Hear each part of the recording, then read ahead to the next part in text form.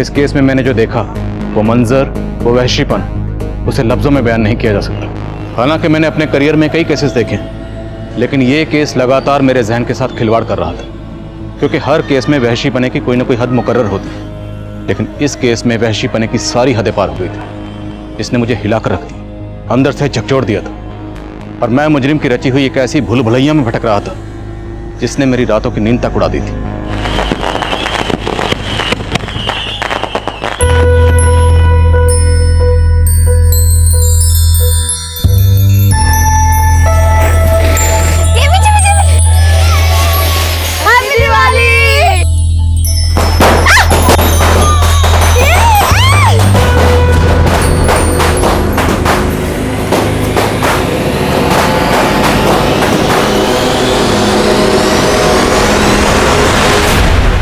तू अपनी हद में रहा कर। हमेशा वही काम करती है जो तुझे नहीं करना चाहिए। मैं वही करती हूँ जो मुझे करना चाहिए अब्बू। खुशियाँ अगर हदों की सरहद से बांध दी जाए ना तो इंसान बेहद ज्यादती कर बैठता है। खुशियाँ तो बांटने से बढ़ती है। मतलब तू ये कहना चाहती है कि दिवाली के पटाखे जलाकर तू उनकी खुशियां बांट रही है? देख, उनके तौर तरीके अपनाकर तू हमारे लोगों की तौहीन कर रही है। ये आप कैसी बातें कर रहे हैं? अब बच्चे दिवाली की छुट्टियों के लिए आई है तो दिवाली तो मनाएगी ना। और आजकल के बच्चे इन भेदभाव को नहीं मानते। उनके लिए ईद, क्रिसमस, दिवाली ये सब उनके त्योहार हैं। हाँ अब्बू, बस हमारे यहाँ जिस तरीके से चीजें होती हैं वैसे ही होंगी, तुझे भी वैसे ही फॉलो करना है।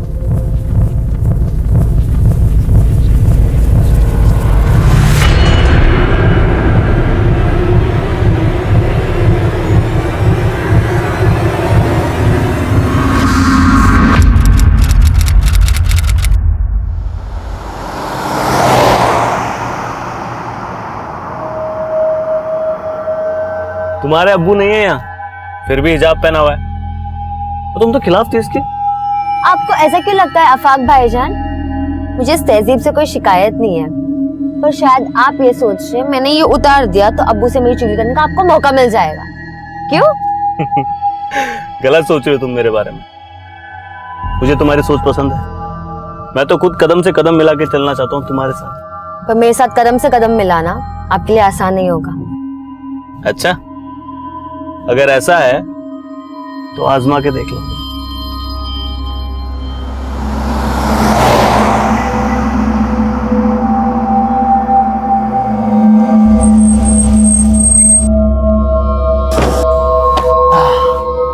चलिए, अल्लाह हाफिज। अच्छा, सिर्फ किताबों में सर मत खपाना, ये जिंदगी उससे भी ज्यादा दिलचस्प है।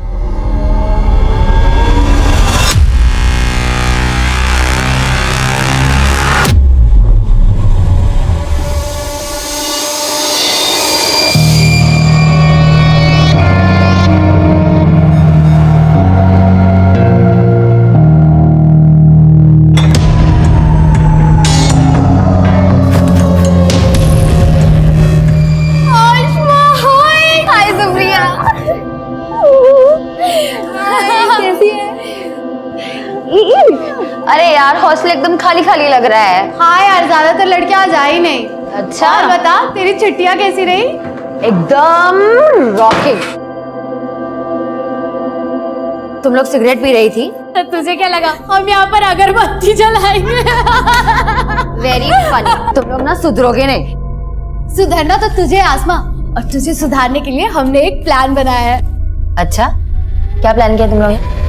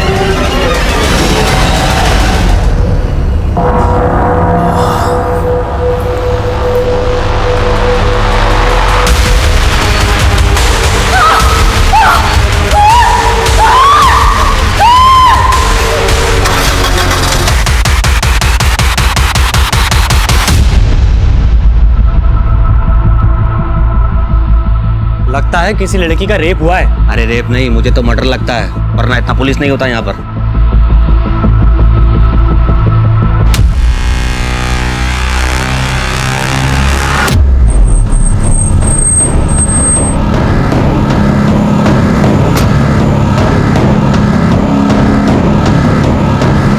जय हिंद सर, बहुत ब्रूटल मर्डर है सर।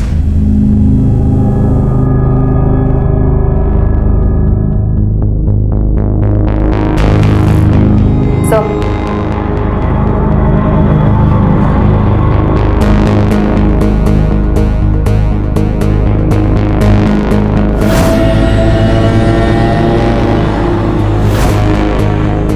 सर, इस रूम में आसमा के अलावा 2 लड़कियां और रहती हैं। एक सुप्रिया जो अभी हॉस्टल में है, और दूसरी लड़की दिवाली वेकेशन से अभी तक आई नहीं है वापस।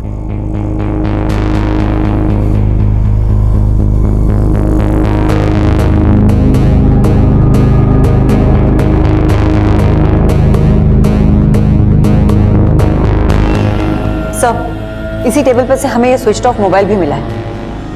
कस्टडी में लो। सुप्रिया, तुम आसमा की रूममेट, आसमा का बेड, तकिया सब कुछ खून से लथपथ है, और तुम कह रही है तुम्हें कुछ नहीं पता? सर मैं कुछ नहीं छुपा रही हूँ सर। मैं रात को रूम में नहीं थी, मैं अपने फ्रेंड्स के साथ उनके रूम में थी, और जब हम गए थे तो आसमा अकेली थी रूम में। देख आसमा, तुझे नहीं आना तो कोई बात नहीं, लेकिन दरवाजा अंदर से बंद मत करना। मैं रात को आऊंगी तो तेरी नींद डिस्टर्ब हो जाएगी। तो तुमने जानबूझ के आसमा को दरवाजा खुला रखने के लिए कहा था? हाँ, लेकिन मैं सच कह रही हूँ सर। मैं अपने फ्रेंड के साथ उनके रूम में थी और उनसे बातें करते करते मैं सो गई, और जब सुबह उठी तो देखा।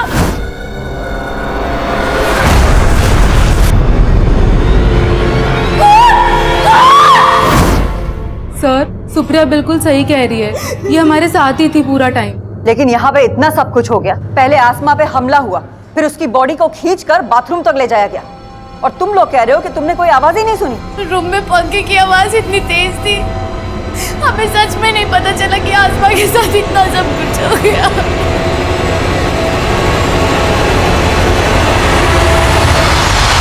इतना ब्रूटल मर्डर, लड़की को कमरे से घसीट कर बाथरूम तक ले जाया गया। किसी ने कुछ देखा नहीं, किसी ने कुछ सुना नहीं, जरूर कोई कुछ छुपा रहा है। हो सकता है सर, लेकिन आसमा की लाश को देख के ऐसा लगता है जैसे उसके साथ रेप भी हुआ था। जरूर कोई लड़का इन्वॉल्व है, लेकिन ये गर्ल्स हॉस्टल है सर, और वार्डन का कहना है कि यहाँ पे 24 घंटे तक सिर्फ एक गार्ड ही रहता है, और एक कुक है जो सुबह आता है और रात में चला जाता है। गार्ड को हमने हिरासत में ले लिया है सर। हाँ सर, ये वही कुक है जो सुबह 6 बजे आता है और रात को 10 बजे डिनर के बाद चला जाता है। उसके बाद सोने से पहले मैं खुद पूरा राउंड लगाती हूँ। कल रात 11 सवा 11 बजे मैंने पूरा राउंड लगाया था, लेकिन सर तब सब कुछ ठीक था, और सुबह सुप्रिया की 5 बजे आवाज आई, तब सब पता चला। आसमा का हॉस्टल में किसी से कोई झगड़ा? नहीं सर।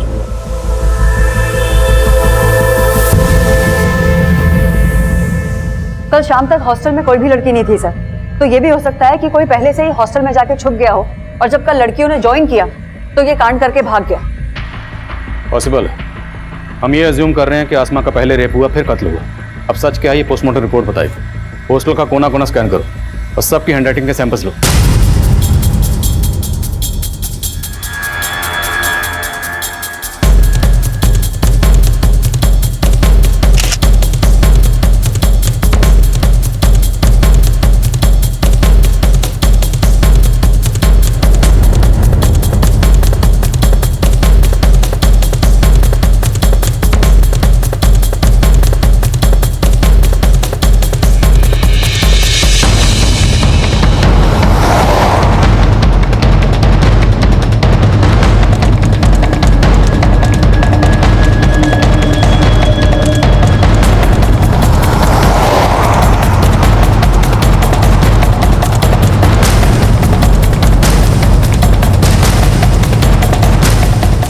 ये इतना ऊंचा है सर कि यहाँ से आना और भागना दोनों ही पॉसिबल नहीं है। देखो, अगर कोई सीढ़ियों से आया तो पक्का मेन गेट से एंट्री मारी होगी, मतलब गार्ड झूठ बोल रहा है। और अगर कोई यहाँ से आया तो फिर ये किसी पेशेवर मुजरिम का काम। सर यहाँ कहीं सीसीटीवी भी नहीं है, तो दोनों ही पॉसिबिलिटीज हैं। हॉस्टल के आसपास सबसे पता करो, जहाँ भी सीसीटीवी मिले उसे खंगालो, और हॉस्टल में जितने भी लोगों का आना जाना था एक एक की डिटेल निकालो।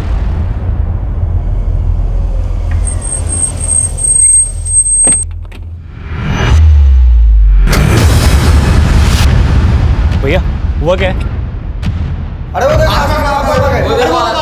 मैडम, आपकी बेटी का रेप करके मर्डर कर दिया गया है। इस बारे में आप क्या कहेंगे? क्या बकवास कर रहे हैं आप? ये बात सही है तुम्हारा? नहीं नहीं नहीं नहीं, कुछ नहीं हुआ है।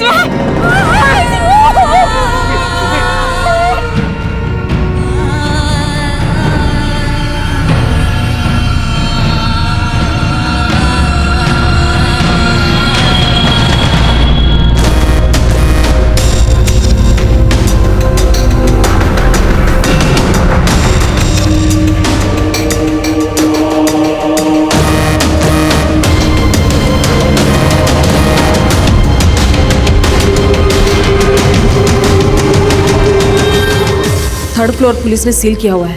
फिलहाल बाकी के रूम में तुम लोग आपस में एडजस्ट कर लो।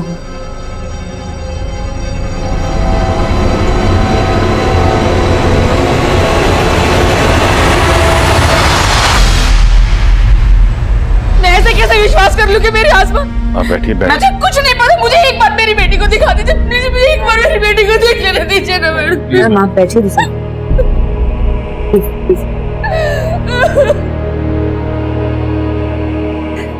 मैम पाले जी।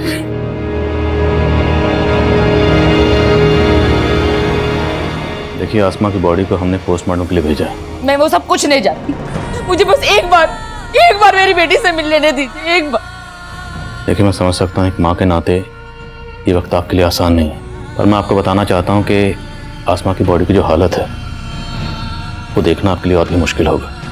आपके कह देने से मैं मान लूं कि मेरी बच्ची, अरे कल ही तो उसे हंसता खेलता देखा था।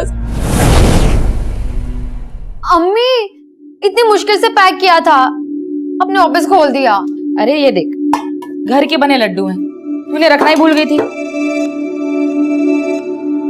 अब्बू, आप इतने चुप चुप क्यों है? लगता अभी भी मुझसे नाराज है। बेटा, ख्यालात तो तेरी अम्मी से भी नहीं मिलते हमारे, फिर भी निभा लिया ना। तू तो बच्ची है हमारी। वाह फूफा, अस्सलाम वालेकुम फूफी। आज ये आसमा चुप गया या जमीन पे रह के आप भी आसमा छू बैठे? अफाक भाईजान, अफा की तरह जलना तो आपकी फितरत है ना? जब देखो अब्बू और मेरे बीच में आग लगाते रहते हैं। तो कल रात को ही उसे हॉस्टल ड्रॉप करके आया था और आज सुबह। देखिए, जिस तरह से आसमा को मारा गया काफी दिल दहलाने वाला है। ये जरूर किसी ऐसे शख्स का काम है जिसकी आसमा से गहरी रंजिश रही होगी। तो क्या आसमा ने कभी आप लोगों से इसके खिलाफ कुछ कहा था? नहीं सर, उसने कभी कुछ ऐसा नहीं बताया।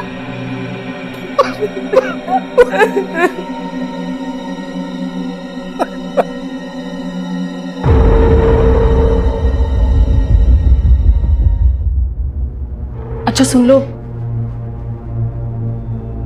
आई होप तुम समझ गई हो कि मैं क्या कहना चाहती हूँ। Yes ma'am. डोंट वरी, मैं तुम्हारे साथ हूँ, मैं सब संभालूंगी। अच्छा अब तुम जाओ।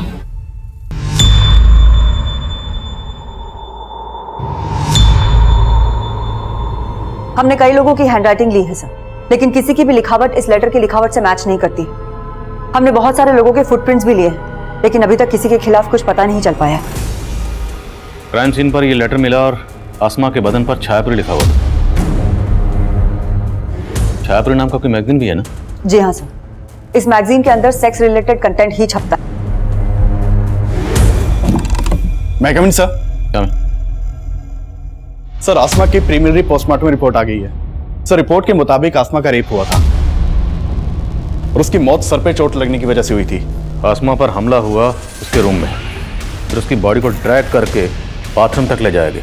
उसकी बॉडी के पास ही लेटर मिलता है जिस पर किसी वहशी ने नफरत का अफसाना लिखा। उसके बदन पर लिखा जाता है छायापुरी।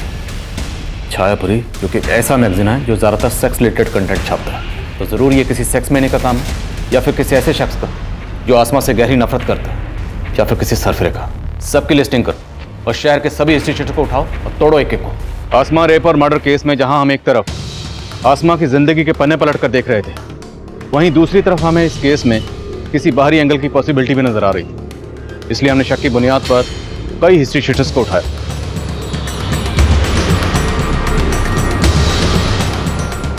सबके डीएनए सैंपल्स, हैंडराइटिंग और फुटप्रिंट्स लिए गए। हमने हर वो मुमकिन कोशिश की जिससे हम जल्द से जल्द मुजरिम तक पहुंच सके। हॉस्टल का गार्ड भी हमारा स्ट्रॉन्ग सस्पेक्ट। उससे सच उगलवाने के लिए हमने कई तरीके अपनाए। मैडम मैंने कुछ नहीं किया। अब तू नहीं बचेगा। तेरा डीएनए टेस्ट लेंगे और 2 मिनट में पता चल जाएगा कि आसमा का मर्डर और रेप तू नहीं किया।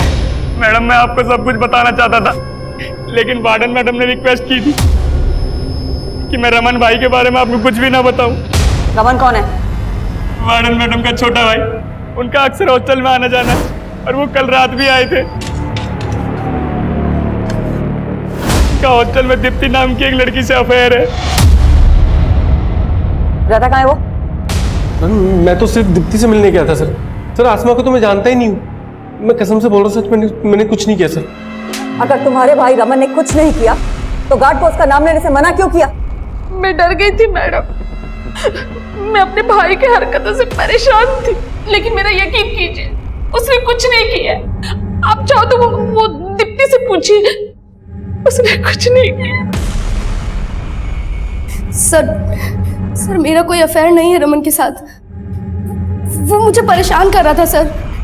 पहले उसने मुझे प्रपोज किया, मैंने मना किया तो वो मेरे पीछे ही पड़ गया सर। पिछले काफी दिनों से सर वो मुझे हरास कर रहा है।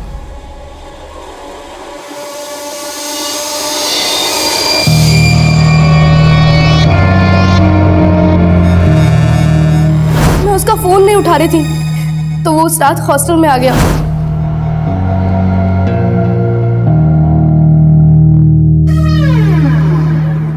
रमन मैंने तुम्हें पहले भी कहा है मेरा पीछा छोड़ दो। ऐसे छोड़ दूं? प्यार करता हूँ ना मैं तुमसे। रमन तुम यहाँ से जाते हो या मैं चिल्लाऊं? मैंने उसको वार्न किया था सर, तो वो वहां से चला गया था। उसके बाद क्या हुआ मुझे नहीं पता सर। सुबह मेरी नींद शोर से ही खुली थी सर। मैंने वार्डन मैम को रमन के बारे में बताया था, मगर वार्डन मैम ने मुझे चुप रहने के लिए कहा। मुझे नहीं पता रमन ने आसमा के साथ कुछ किया या नहीं। तो दीप्ति की तरह तो आसमा के पीछे पड़ा होगा। तुझे लगा दीप्ति नहीं तो आसमा? नहीं सर ऐसा कुछ नहीं है सर। मैं दीप्ति से प्यार करता हूँ। मिलने दीप्ति से गया होगा, लेकिन आसमा ने तुझे देख लिया। वो शोर ना मचाते इसलिए तूने उसे। नहीं सर ऐसा नहीं है सर। मैं तो तभी वहां से चला गया था।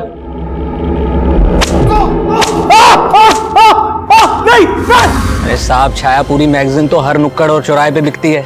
अब एक ऐसा रेपिस्ट जो छायापुरी मैगजीन पढ़ता है, उसको ढूंढना तो समुद्र में सुई ढूंढने जैसा है। लेकिन ढूंढना तो पड़ेगा। ठीक है साहब, आप बोलते हो तो कोशिश करके देखता हूँ। हेलो, हाँ बोल। सर गार्ड और रमन दोनों वहीं अटके हैं, लेकिन उनके फुटप्रिंट का साइज क्राइम सीन पे मिले फुटप्रिंट के साइज से मैच करता है। मैंने दोनों के डीएनए सैंपल्स भी ले लिए हैं सर, लेकिन रिपोर्ट आने तक वेट करना पड़ेगा। ये दोनों इतनी आसानी से कुछ नहीं उगलने वाले। क्राइम सीन से हमें जो आसमा का फोन मिला था उसे अच्छे से स्कैन करो, उससे हमें कोई ना कोई क्लू जरूर मिलेगा। मैगविन सर। हमें सर हमने हॉस्टल के आसपास के सारे सीसीटीवी खंगाले। क्राइम वाले दिन हॉस्टल के पीछे की तरफ एक कार वहां के सीसीटीवी में कैप्चर हुई थी। सर मैं वहां की फुटेज लाया हूँ। लेकर सर इस गाड़ी का नंबर विजिबल नहीं है। मैंने इस गाड़ी के बारे में आसपास के लोगों से पूछताछ की, लेकिन पहले किसी ने भी इस गाड़ी को यहाँ नहीं देखा। सर सस्पिशियस बात यह है, ये गाड़ी रात को 1 बजे यहाँ आई, इस गाड़ी में से कोई उतरा और फिर अर्ली मॉर्निंग वापस आया। जिस डायरेक्शन में ये गाड़ी गई है उस डायरेक्शन के सीसीटीवी खंगालो। हो सकता है वहां के किसी सीसीटीवी में इसका नंबर कैप्चर हुआ। Okay sir.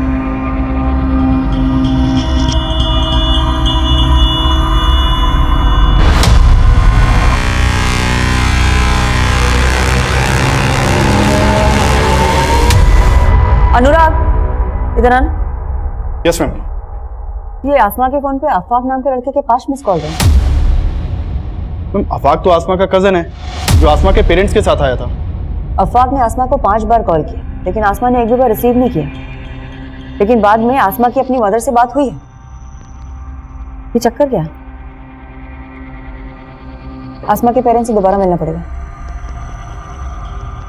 ये वही गर्ल्स हॉस्टल है जहां आसमा का इतना ब्रूटल रेप और मर्डर हुआ, पर पुलिस अभी तक इस केस में नाकाम नजर आ रही है। अब अफसोस करने का क्या फायदा? वक्त रहते अगर आसमा के पर काट दिए होते तो यह दिन नहीं देखना पड़ता। चारों तरफ इज्जत का कचरा हो रहा है। आपको अपनी इज्जत की पड़ी, अपनी बच्ची का कोई दुख नहीं। दुख है मुझे, इसीलिए कोस रहा हूं तुझे। एक नहीं सुनती थी मेरी। पता नहीं वहां किस लड़के के साथ चक्कर चल रहा था उसका वहां। उसके साथ इतना कुछ हुआ और आप उसको ही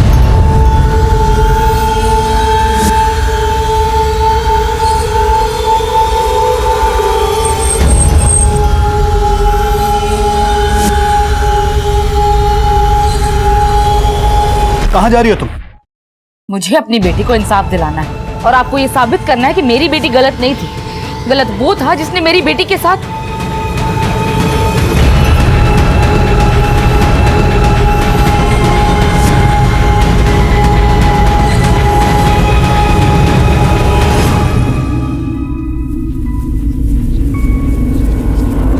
मैं आपसे अफवाक के बारे में बात करना चाहती हूँ। क्या आमना का और अफवाक का कोई इशू था?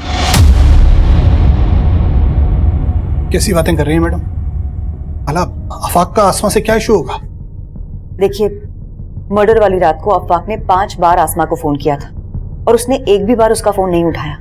और उन 5 मिस्ड कॉल्स के बाद उसकी बात आपसे हुई थी। क्या बात हुई थी? बस नॉर्मल बातें हुई थी। हाँ अम्मी, मैं ठीक हूँ और अच्छे से पहुंच गई थी। बस ठीक से रहना। तो अकेली रहती है ना तो दिल में फिक्र सी रहती है। आप मेरी टेंशन मत लो अम्मी। अच्छा अब्बू से बात करवाओ। अरे तेरे अब्बू तो बाहर टहलने गए हैं और फोन भी घर पर छोड़ गए। अच्छा, मुझे उनसे कुछ बात करनी थी, आएंगे तो फोन करवाना। अच्छा, ऐसी क्या बात है जो सिर्फ अब्बू से करनी है, मुझसे नहीं? ऐसा कुछ नहीं अम्मी, बस बात करनी थी कुछ। अब्बू आएंगे ना तो मेरी बात करवाना। उस दिन मैं जरा देर से टहल कर घर वापस आया। इन्होंने बताया था मुझे लगा रात काफी हो गई है, इसलिए अगले दिन फोन करूंगा ये सोचकर सो गए हम लोग। लेकिन ऐसी क्या बात होगी जो वो आपसे ही करना चाहती थी? मुझे खुद कुछ समझ में नहीं आ रहा मैडम। देखिए, हमें पता चला है कि आसमा लिबरल थॉट्स की लड़की थी और शायद आपको उसकी इस बात से परेशानी भी थी। तो कहीं कुछ ऐसा तो नहीं कि आप हमसे कुछ छुपा रहे हो? कैसी बातें कर रही है मैडम आप? मैं भला आपसे कुछ क्यों छुपाऊंगा? मैं मानता हूं कि हमारी बेटी आसमा कुछ अलग ख्यालात की थी, लेकिन मैंने हमेशा उसको यही समझाया कि बेटा इस तरीके की बातें सिर्फ बातें करने तक ठीक, कोई महान नहीं बनता इन बातों से, बल्कि दुनिया सबसे पहले दुश्मन ऐसे ही लोगों की बनती है। मैडम अब तो मुझे यकीन हो चला है कि मेरी बेटी ऐसी नफरत का शिकार हुई जिसमें लोग बस्ती की बस्ती जला देते हैं। वो तो फिर भी एक छोटी सी मासूम मेरी प्यारी सी बच्ची थी।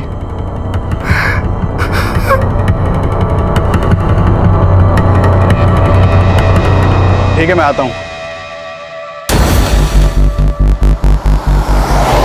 सर, मैंने ब्रोथल में फील्डिंग लगाई तो एक टिंडा नाम के आदमी का मालूम चला। कौन टिंडा? ये आदमी है साहब। ब्रोथल में काफी आना जाना है इसका। काफी वहशी है ये आदमी। वो टिंडा है ना, दिमाग से एकदम सटका हुआ है। जो भी उसके साथ जाती है ना, उसका हालत खराब कर देता है। एक नंबर का जानवर है, जानवर। आप एक बार देख लो, हो सकता है ये वही सनकी आदमी हो जिसे आप ढूंढ रहे हैं। आसमा के पेरेंट्स से अफाक के बारे में बात की? सर, वो अफवाक पे कोई शक नहीं जता रहे और अफवाक से मैं खुद मिली थी ये जानने के लिए कि उसने उस रात आसमा को इतने सारे कॉल्स किए क्यों थे। मैम, मैं उसे हॉस्टल छोड़ के घर आया तो ऐसे ही कॉल किया था, ये जानने के लिए कि सब खैरियत है कि नहीं। लेकिन उसके साथ कुछ ठीक हुआ नहीं और उसने तुम्हारे कॉल्स भी रिसीव नहीं किए।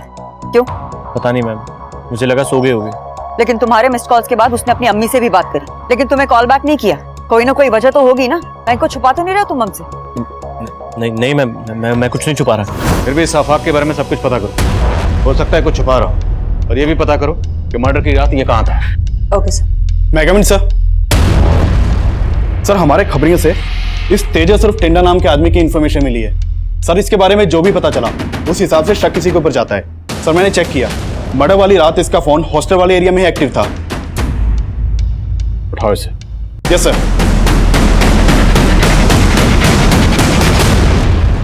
मुझे क्यों लाए साहब? मैंने कुछ नहीं किया। तू क्या कर सकता और क्या नहीं कर सकता सब पता लगा लिया हमने। आसमा के ऊपर बुरी नजर थी ना तेरी? साहब, मैं किसी आसमा वासमा को नहीं जानता साहब, और उस रात तो मैं किसी और आइटम के साथ था। किसके साथ था? उमा साहब, प्रोस्टिट्यूट है।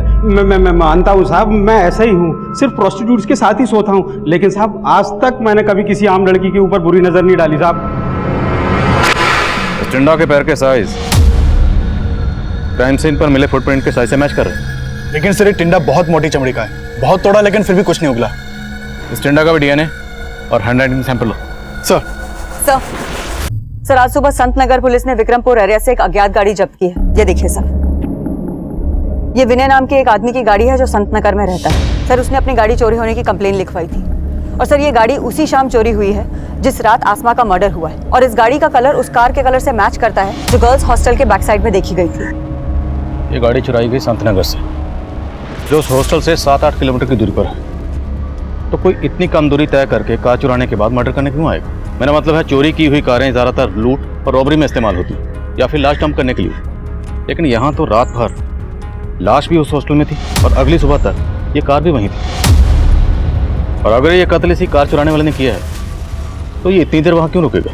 लेकिन सर हम किलर को सरफिरा भी तो समझ रहे हैं। हो सकता है ये चोर वही हो जिसे हम ढूंढ रहे हैं। ठीक है, संतनगर पुलिस के टच में रहो और पता करो कि ये कार चुराने वाला कौन हो सकता है, और हॉस्टल एरिया का डंप डाटा स्टडी करो। हो सकता है वहाँ से कोई सस्पिशियस नंबर सामने आए। यस। आपने अफाक को आसमा के साथ हॉस्टल क्यों भेजा था? अभी अचानक तुमने अजीब सा सवाल क्यों पूछा? सवाल तो ये है कि आसमा आपसे क्या बात करना चाहती थी जो उसने मुझे नहीं बताई, या आपने अफाक को कुछ बोला जो मुझे नहीं बताया?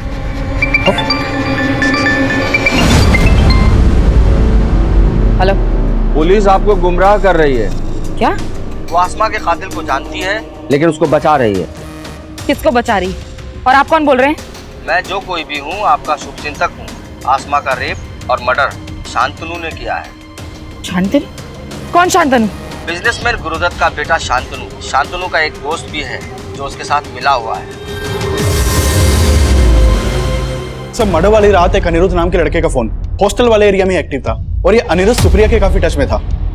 इस सुप्रिया पर मुझे शुरू से ही शक था। सुप्रिया और अनिरुद्ध दोनों को उठा के लाओ। सर मैं कमिन सर। कमिन। सर आसमा रेप और मर्डर केस में मीडिया ने हंगामा मचा रखा है सर। न्यूज आ रही है टीवी पे। चलो टीवी चलाओ। हम पहले पुलिस पर भरोसा कर रहे थे, लेकिन अब हमारा भरोसा उन पर से उठ। लेकिन आपका पुलिस पर से भरोसा क्यों उठ गया? कि पुलिस मेरी बेटी के कातिल को बचा रही है। आसमा को न्याय दो! आसमा को न्याय दो! सर चलो। आसमा को न्याय दो! न्याय दो! न्याय दो! आसमा को न्याय दो! न्याय दो! न्याय दो! We want justice! We want justice! आसमा को न्याय दो! न्याय दो! न्याय दो! We want justice! We want justice! आपको कोई गलतफहमी हुई है? कोई गलतफहमी नहीं हुई है मैडम। लेकिन आपको क्यों ऐसा लग रहा है कि हम किसी को बचा रहे हैं? आखिर वजह क्या है? आसमा का रेप और मर्डर शांतनु ने किया है। शांतनु? कौन शांतनु? आप उस बिजनेसमैन के बेटे शांतनु को बचा रहे हैं। शांतनु? मैम ये शांतनु अनिरुद्ध का दोस्त है जिसका नंबर हमें सुप्रिया के कॉल रिकॉर्ड से मिला था। वो मर्डर वाली रात शांतनु का नंबर भी हॉस्टल वाले एरिया में ही बंद था। लेकिन उस पीसीओ से फिरोजा को किसने फोन किया था ये हमारे लिए जानना बहुत जरूरी है। एक काम करो, अनिरुद्ध, शांतनु और सुप्रिया इन तीनों को लेकर आओ और पीसीओ पे भी जाके आओ। Okay ma'am. तो अनिरुद्ध और शांतनु तुम लोग उस रात हॉस्टल गए थे या नहीं? हाँ सर, ये दोनों गर्ल्स हॉस्टल में आए थे, लेकिन सर ये लोग मुझसे और मेरी फ्रेंड से मिलने आए थे। उस रात हॉस्टल में ज्यादा लड़कियां नहीं थी, इसीलिए हमने पार्टी प्लान किया था। मैंने आसमा को भी इनवाइट किया था सर। व्हाट? तू उन लोगों को यहाँ बुला रही है? पागल हो गई सुप्रिया? किसको पता चला ना तुझे यहाँ से निकाल देंगे। लेकिन उसने आने से मना कर दिया। फिर हम लोग दूसरे रूम में पार्टी कर रहे थे। तुम्हारे हॉस्टल में मेल्स के आने पर पाबंदी है, है या नहीं? तो तुम लोग हॉस्टल में कैसे घुसे, वो भी इतनी रात को?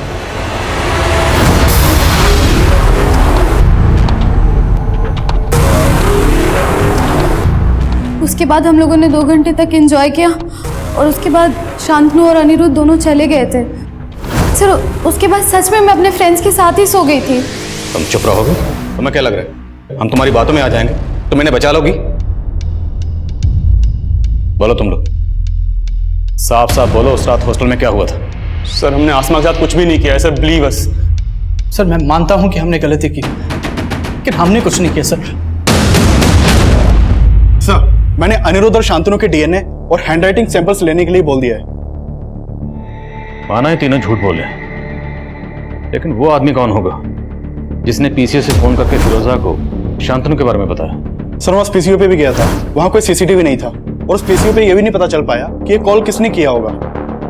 हमारी रडार पर सिर्फ शांतनु नहीं बल्कि अनिरुद्ध, सुप्रिया, हॉस्टल वार्डन सुनीता का भाई रमन और टिंडा भी शामिल थे। इन सबको हम स्ट्रॉन्ग सस्पेक्ट मान रहे थे, लेकिन सवाल यह था कि वो गुमनाम कॉलर कौन था जिसने आसमा की अम्मी को फोन करके सिर्फ शांतनु को आसमा का गुनहगार बताया था, जिसकी वजह से आसमा की अम्मी ने एक ऐसा जज्बाती कदम उठाया और उस कदम को मीडिया ने इतना उछाला कि लोग अब हमारी काबिलियत पर ही शक करने लगे थे। मुझे इस केस से हटाने की मांग उठने लगी थी, लेकिन मेरे सीनियर ने मेरा साथ दिया और अब मैंने तय कर लिया कि मुझे ये केस जल्द से जल्द सॉल्व करना है। हमने सारे सस्पेक्ट को बारीकी से इन्वेस्टिगेट करना शुरू किया।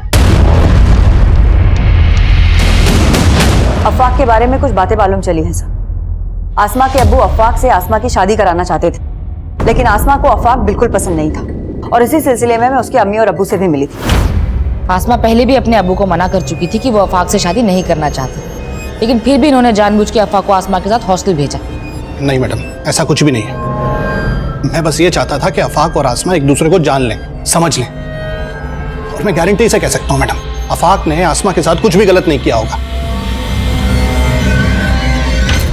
आसमा की फैमिली काफी कंजर्वेटिव है सर, और आसमा आजाद ख्यालों की लड़की थी। आसमा की अम्मी ने हमें यह भी बताया कि आसमा को लगता था कि अफाक भी उसके पेरेंट्स की तरह कंजर्वेटिव ही होगा, और उसने अपने पेरेंट्स के सामने अफाक को साफ साफ मना भी कर दिया था। अफाक को मैंने हमेशा भाई की नजर से देखा है, लेकिन अब आप कह रहे कि मैं शादी कर लूं? मैं अफाक से शादी नहीं करना चाहती। अगर कोई और पसंद है तो वो भी बता दे। अगर कोई और पसंद होता तो मैं बता देती, लेकिन मैं आपसे शादी नहीं करूंगी। फिर भी इस अफवाह को थाने में बुलाकर अच्छे से पूछताछ करो। राइट। मैं मानता हूँ आसमा मुझसे निकाह नहीं करना चाहती थी, लेकिन उस दिन मैं उसके अब्बू की मर्जी से उसके साथ गया था। मैंने उसे उसके फैसले के बारे में दोबारा सोचने के लिए बोला। मुझे तुम्हारी सोच पसंद है, मैं तो खुद कदम से कदम मिला के चलना चाहता हूँ तुम्हारे साथ। पर मेरे साथ कदम से कदम मिलाना आपके लिए आसान नहीं होगा। बहुत गुरूर था उसे खुद पे, साफ साफ मना कर दिया। और उसका गुरूर तोड़ने के लिए तूने उसे खत्म कर दिया। नहीं मैम, मैंने ऐसा कुछ नहीं किया। फोन तो करता था ना तू उसे, उसने तेरे फोन नहीं उठाए तो तूने वापस हॉस्टल पहुंचकर उसको खत्म कर दिया। मैम मैंने ऐसा कुछ नहीं किया। मैम मैं तो उससे प्यार करता था, मैं क्यों करूंगा ऐसा? मैम लेके जाओ इसको, इसका हैंडराइटिंग और डीएनए सैंपल ले लेना। मैम मेरी बात मैंने कुछ नहीं किया। मैं कम इन सर। कम इन। सर, आसमा के मदर को जिस पीसीओ से कॉल किया गया था, वो मैंने उस एरिया के सीसीटीवी स्कैन किए, उसमें एक सस्पिशियस आदमी कैप्चर हुआ है। उठाओ इसे। सर। सर, मैंने कुछ नहीं किया। मैं अपने बेटे चिंटू को बचा रहा था सर। चिंटू ने ऐसा क्या किया? दरअसल चिंटू दुकान का सामान देने हॉस्टल जाता था सर। वो बच्चा था इसलिए गार्ड भी उसे अंदर जाने देता था, लेकिन बचपने में वो आसमा को पसंद करने लग गया था। मेरे ही मोबाइल से उसने आसमा के कुछ वीडियो रिकॉर्ड कर लिए थे। Video recording? कैसे वीडियो? नॉर्मल सा वीडियो सर, जो मैंने अब डिलीट कर दिए हैं। मुझे ऐसा लगता था कि कहीं आप उसकी वजह से मेरे बेटे तक न पहुंच जाए, इसीलिए मैंने पीसीओ से झूठा कॉल किया था। आसमा का रेप और मर्डर शांतनु ने किया है। सर, मुझे मालूम था कि शांतनु और उसका दोस्त हॉस्टल में जाते थे। मुझे शुरू से लग रहा था कि ये काम उन दोनों लड़कों ने किया है, इसीलिए सर मैंने ये सब वो किया। आसमा रेप और मर्डर केस में अब एक नाबालिग बच्चे चिंटू की कुछ ऐसी हरकतें सामने आई जिसने इस केस को एक नया मोड़ दे दिया। लेकिन चिंटू के फादर ने जो शातिरपना किया था, उसे भी हमारी सस्पेक्ट लिस्ट में जोड़ रहा था। हमने उसका डीएनए, हैंडराइटिंग सैंपल्स और फुटप्रिंट्स ली, और आसमा के कजन अफाक के भी हम डीएनए रिपोर्ट का इंतजार कर रहे थे। लेकिन इसके अलावा हमारे हाथ कोई पुख्ता सबूत नहीं लग रहा था। मैं एक अजीब सी गफलत में था। अक्सर यही सोचता रहता कि क्या हम सही डायरेक्शन में थे। ये केस मुझे लगातार झकझोर रहा। क्राइम सीन के मंजर मुझे रात भर सोने नहीं देते थे। ऊपर से मीडिया का प्रेशर इतना ज्यादा था कि मेरे सीनियर्स ने इस केस को सॉल्व करने के लिए मेरे लिए एक डेडलाइन मुकर्रर कर दी। मैं अक्सर ये सोचकर परेशान हो जाता कि अगर मैं इस केस को सॉल्व ना कर पाया तो क्या उस मासूम बच्ची आसमा को कभी इंसाफ मिल पाएगा? मैं कम इन सर? सर, मैं उस कार चोर के बारे में पता कर रही थी, तो पता चला है कि पूरे डिस्ट्रिक्ट में पिछले 25 दिनों में 20 गाड़ियां चोरी हुई हैं, और इनमें से ज्यादातर गाड़ियां कुछ दिनों के गैप के बाद कहीं भी खड़ी मिल गई। 25 दिनों में 20 गाड़ियां? जी सर। मतलब तकरीबन हर रोज एक गाड़ी चोरी हो रही थी? Yes sir. जिन एरिया से ये कार्स चोरी हुई है वहां कहीं कहीं चोर सीसीटीवी फुटेज में कैप्चर हुआ है, लेकिन चेहरा कहीं भी क्लियर नहीं है। ये देखिए सर, यहाँ कहीं भी इसका चेहरा क्लियर नहीं है, लेकिन सर इसकी चाल में एक लचक है जो हर फुटेज में एक जैसी है। और सर, हॉस्टल के बैक साइड के सीसीटीवी फुटेज में भी उस आदमी की चाल में ऐसी ही लचक दिख रही थी। और सर, हो सकता है कि हॉस्टल के बैक साइड में जो कार देखी गई थी वो भी इसी ने चुराई हो, और आसमा के मर्डर और रेप में भी इसी का हाथ हो। लेकिन सर, ये दुबला पतला आदमी जो सही से चल नहीं सकता, सर ये कैसे हिम्मत करके हॉस्टल के अंदर घुसा होगा और उसने आसमा का रेप और मर्डर किया होगा? हो सकता है ये वो ना हो जिसकी तलाश हमें है, लेकिन फिर भी कंफर्म करना जरूरी है कि उस रात ये गाड़ी यही वहां लेकर आया था। हॉस्टल के आसपास सब जगह पता करो। क्या उस रात कोई ऐसा आदमी देखा गया था जो इसकी तरह लगना कर चल रहा था? सर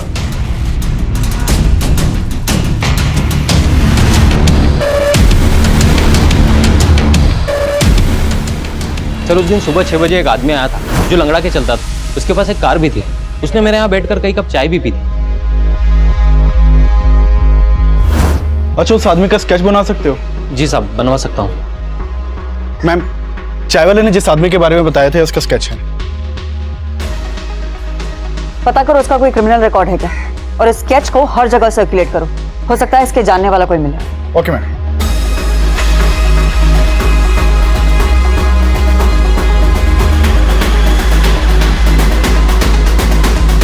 सर जानता हूँ इसको, ये सखाराम है। सखाराम कहाँ रहता है ये? सर घर तो मालूम नहीं है, लेकिन आगे ये गैरेज है, वहाँ मैकेनिक का काम करता है।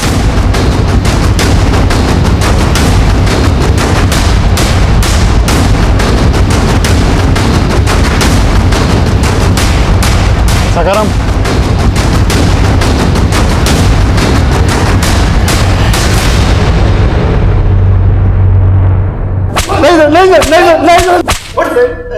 नहीं साहब, मैं मानता हूँ कि मैं गाड़ी चुराता हूँ, लेकिन सर मैंने किसी लड़के के साथ कुछ नहीं किया। हमने जो कार चुराई थी ना, वो उसी हॉस्टल के पास खड़ी हुई मिली है। सर वो तो मैं कहीं भी खड़ी कर देता था। सर दरअसल मेरे घर में एसी नहीं है और मुझे गर्मी बर्दाश्त नहीं होती है सर मैं गाड़ी चुराता हूँ और कहीं ले जाके उसका एसी ऑन करके सो जाता हूँ और अगले दिन कहीं भी गाड़ी छोड़ देता हूँ सर। इसकी गर्मी दूर करो, खिलाओ इसको ठंडी ठंडी हवा। सर नहीं। इसका भी डीएनए और हैंडराइटिंग सैंपल्स लो। सर, अब पुलिस ने आसमा रेप और मर्डर केस में एक ऐसे आदमी को गिरफ्तार किया है जो ठीक से चल भी नहीं सकता, और पुलिस सोच रही है ऐसा आदमी हॉस्टल की तीसरी मंजिल की खिड़की तक चढ़ा और आसमा के साथ रेप और मर्डर किया। क्या पुलिस ऐसे आदमी को अंदर करके वाकई किसी को बचाने की कोशिश तो नहीं कर रही? मैं कमिंग सर? सर, सखाराम भी कुछ नहीं उगल रहा है और शांतनु और अनिरुद्ध का डीएनए आसमा की बॉडी पे मिले डीएनए से मैच नहीं करता। और चिंटू के फादर का डीएनए? सर, उसकी डीएनए की रिपोर्ट आने वाली है। मैं कमिंग सर? मैंने सखाराम के बारे में पता किया सर।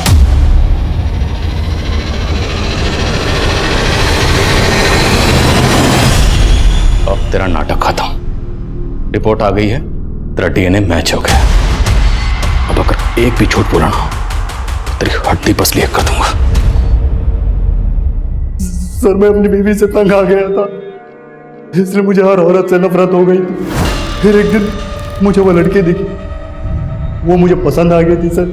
उसके बाद मैं उसके पीछे पीछे हॉस्टल गया। मालूम चला कि हॉस्टल बंद है और सारी लड़कियां छुट्टी पर गई। जब छुट्टियां खत्म हुई तो उसके बाद मैं उस रात वहां पहुंचा।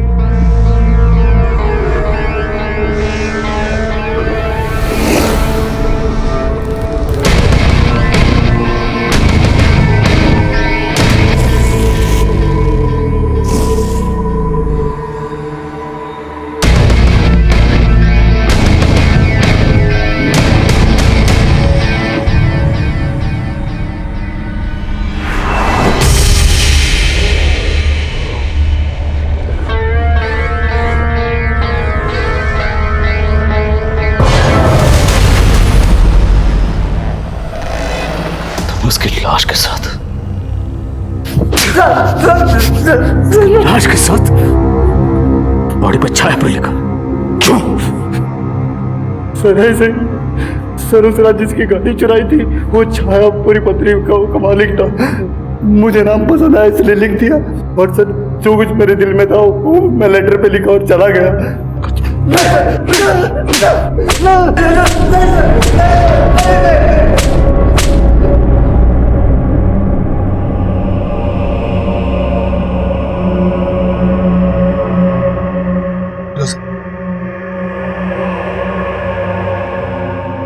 अब बोल रहे थे ना मेरी बेटी का वहां किसी लड़के के साथ चक्कर,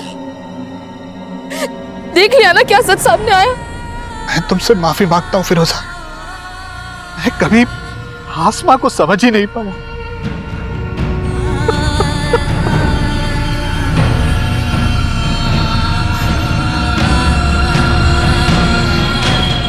आसमा रेप और मर्डर केस का main accused Sakharam physically disabled था, इसलिए मीडिया उसकी इस कमजोरी का वास्ता देकर उसके बचाव की बातें कर रही थी। लेकिन जब सच्चाई सामने आई, उसने सबको हैरान करके रख दिया। सखाराम ने न सिर्फ आसमा का कत्ल किया, बल्कि वो घायल आसमा को 100 मीटर तक घसीट कर ले गया, उसके साथ दरिंदगी करता रहा। लेकिन हॉस्टल में मौजूद किसी ने कोई आवाज़ नहीं सुनी, किसी ने कुछ नहीं देखा, कुछ नहीं सुना। जबकि उस रात हॉस्टल में सखाराम के अलावा वार्डन सुनीता का भाई रमन और सुप्रिया के दोस्त अनिरुद्ध और शांतनु भी मौजूद थे, जो गलत तरीके से हॉस्टल में दाखिल हुए थे, जिससे साबित होता है कि आसमा एक ऐसे प्रमाइसिस में रह रही थी जहां पर सिक्योरिटी ताक पर थी। इसलिए उस रात आसमा के साथ जो भी हो, उसमें हॉस्टल के स्टाफ के साथ साथ बाकी लोग भी जिम्मेदार हैं।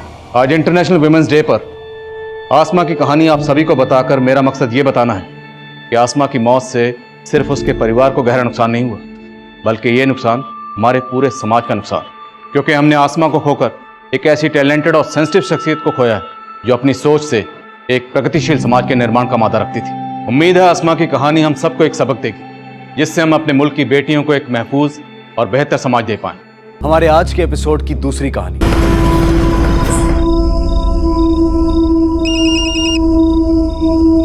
हाँ बोल। अरे नहीं, अभी बाहर घूमने फिरने की बात मत कर। अरे नहीं, एग्जाम्स आने वाले हैं, प्रिपरेशन भी नहीं किया मैंने अच्छी तरह से। चल ठीक है, अभी रख, बाद में बात करती हूँ।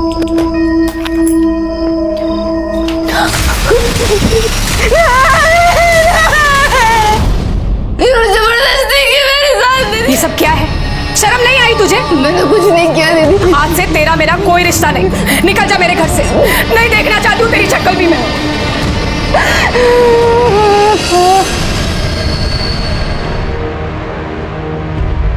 आई बाबा ने सिखाया था, इंसान अगर एक बार पैसे खो ले तो उसे फिर से कमा सकता है, लेकिन अगर इज्जत एक बार चली जाए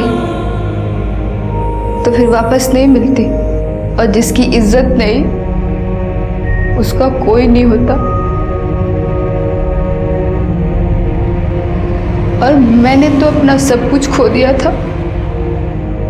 क्या करती, कहाँ जाती? मेरे पास सिर्फ 2 रास्ते थे, या तो मैं खुद को मार देती या तो उस इंसान को।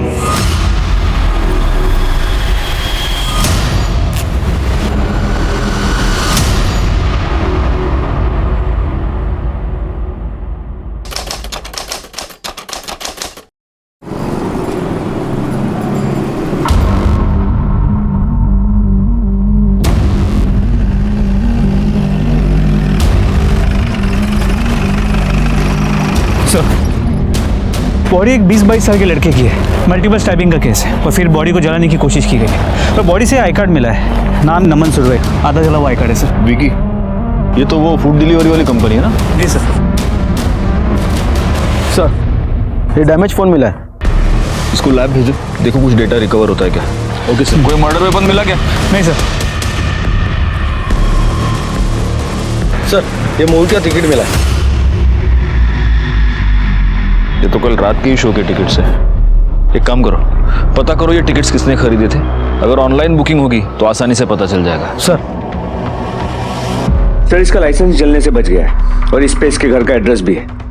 गायकवाड़, जिस तरह के मल्टीपल स्टैबिंग्स है, ऐसे लग रहा है कि किसी ने अपना गुस्सा, अपनी नफरत उतारने के लिए से मारा हो, वरना इतने स्टैब्स क्यों होंगे? ठीक है, फिलहाल एक काम करते हैं, इसके घर के एड्रेस पर चलकर पता करते हैं। वहीं पर पता चल पाएगा कि ये नमन सुरवे आखिर था कौन।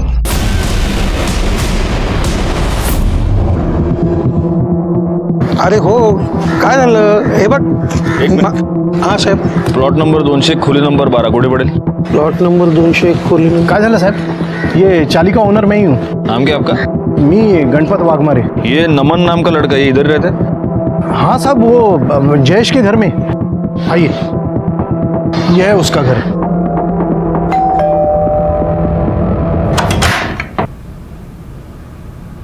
जी क्या हम अंदर आ सकते हैं? हाँ, ये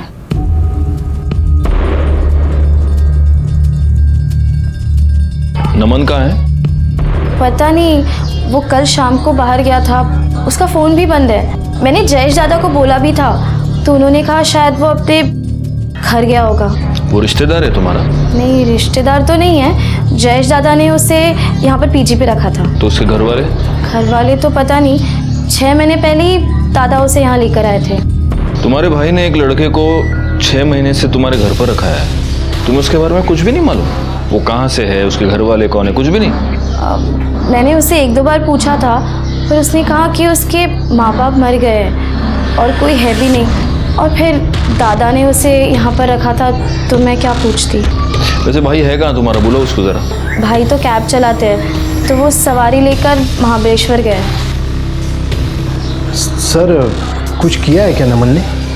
नहीं, वैसे बहुत अच्छा लड़का है वो। देखिए, हमें एक डेड बॉडी मिली है और उसके पास नमन का आई कार्ड मिला। हो सकता है वो डेड बॉडी उसकी हो। आपको हमारे साथ चलना होगा उस लाश की पहचान कराने के लिए। कैसे पहचानेंगे सर, बॉडी इतनी जली हुई है? चेहरा जाकर, ये इसके हाथ पर टैटू बना हुआ है, इसको पहचानते हैं आप?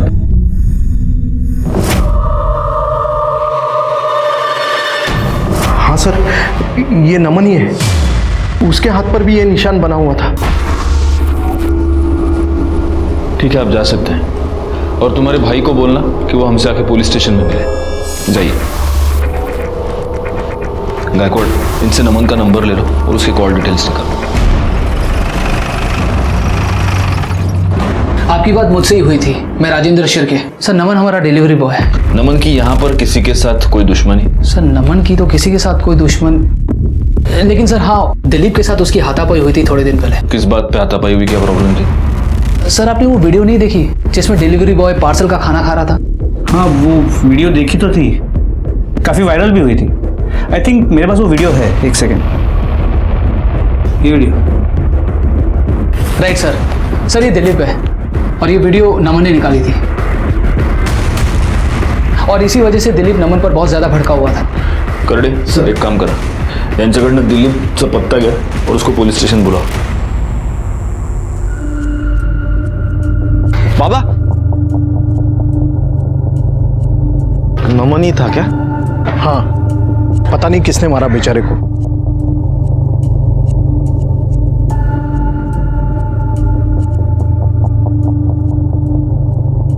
मुझे पता है तूने क्या किया।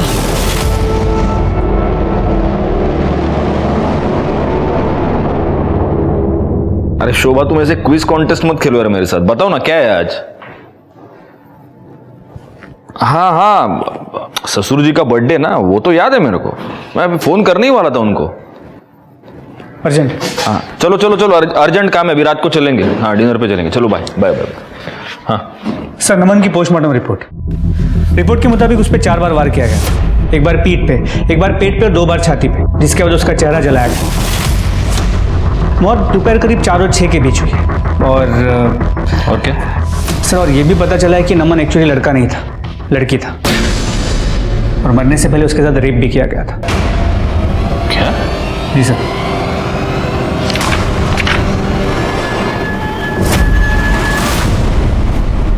और दोपहर करीब 4 और 6 के बीच हुई। और क्या सर, और ये भी पता चला है कि नमन एक्चुअली लड़का नहीं था, लड़की था, और मरने से पहले उसके साथ रेप भी किया गया था। क्या? जी सर।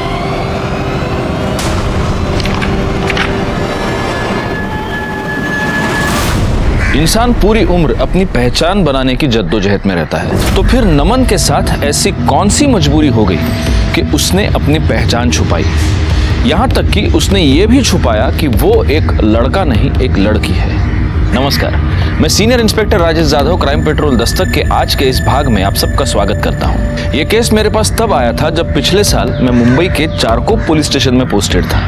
एक लड़की लड़का बनकर रह रही थी और सब लोग यही समझ रहे थे कि वो लड़का है। अब हमारे लिए उसके रिश्तेदारों को, ब्लड रिलेटिव्स को मिलना बहुत जरूरी हो गया था, ताकि हम इस बात की शिनाख्त कर सके कि हमें जो लाश मिली थी क्या वो वाकई नमन की थी, और अगर थी तो इस नमन का चक्कर क्या है।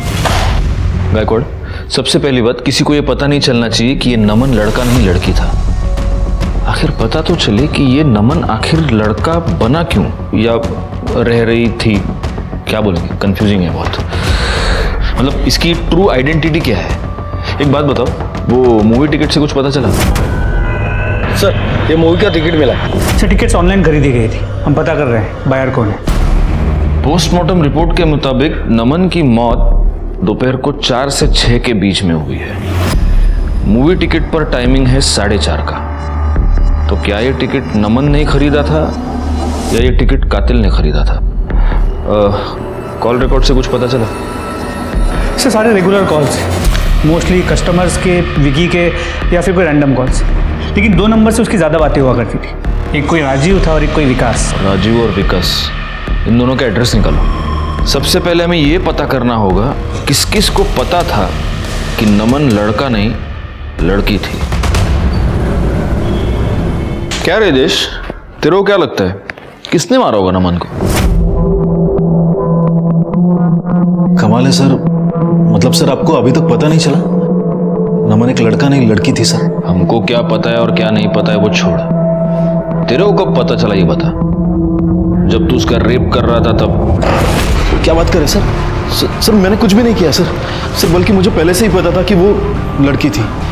रेस्टोरेंट के बाहर सर अक्सर मैं अपनी कैब लगाता हूँ और ये लड़के लोग वहाँ पर ही बैठा करते हैं। नमन से मेरी मुलाकात वहाँ पर ही हुई थी।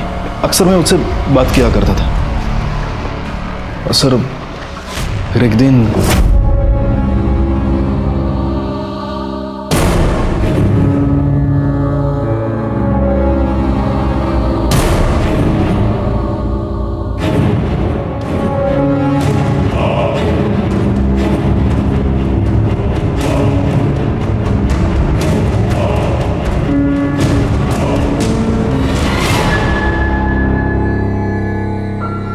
तुझे इसकी क्या जरूरत पड़ गई?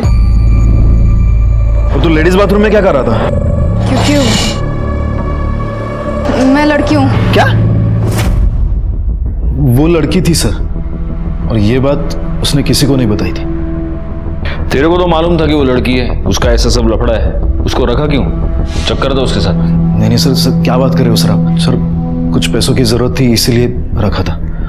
सर घर में एक जवान बहन है, लड़के को तो नहीं रख सकता ना, और मेरे होते हुए कोई दूसरी लड़के हमारे साथ रहने के लिए तैयार नहीं थी, इसलिए नमन को साथ में रख लिया था। और वैसे भी नमन रहने के लिए नई जगह ढूंढ रहा था, मतलब थी। महीने का 2000 देती थी मुझको। अच्छी स्टोरी सुनाई दो, अब सच मैं सुनाता हूँ। हुआ ये कि तेरा उस लड़की पे दिल आ गया, तेरे से रहा नहीं गया, तो एक दिन मौका देख के तूने उसका रेप कर दिया, और फिर तू डर गया और इसलिए तूने उसका मर्डर कर दिया। सर ऐसा कुछ भी नहीं है सर, मैंने कुछ भी नहीं किया है। मेरी गर्लफ्रेंड भी है। उससे क्या फर्क पड़ता है? हाँ, कल शाम को किधर था? अपनी गर्लफ्रेंड के साथ। अच्छा, तेरी बहन को पता है ये नमन लड़की है करके? नहीं, मतलब नमन ने ही मना कर दिया था। इस नमन का किसी के साथ कोई झगड़ा, कोई पंगा? प्रभात से सर।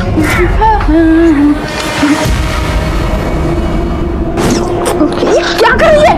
पागल हो गई क्या? तू इतना भाव क्यों खा रहा है रे? ये पूरी चाली है ना, वो मुझे डिस्को में ले जाने के लिए पागल होती है और डिनर पे ले जाने के लिए सपने देखती है। और मैं तुझे कब से खुद को प्लेटर में सजा के दे रही हूँ और तू खाने को रेडी नहीं है। कम से कम मुझे भी तो चख के देख।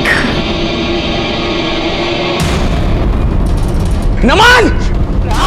साले, गुलछर्रे उड़ाने के लिए तुझे मेरी बहन मिली थी। मैंने कुछ नहीं किया है। नमन को छोड़, साले अपनी बहन को संभाल जिसकी जवानी नहीं संभल रही है। तू ज्यादा शानपट्टी मत दिखा, समझा? और तू अगली बार अगर मेरी बहन की तरफ देखा भी ना तो मैं जान से मार दूंगा तुझे। प्रभात, छोड़ उसको। नमन के पीछे तो हाथ धोकर पड़ी थी, लेकिन उसको सर पता ही नहीं था कि नमन एक लड़का नहीं लड़की है। हाँ सर। जाओ। गायकवाड़, ये प्रभात और उसकी बहन नैना दोनों को पुलिस स्टेशन बुलाओ।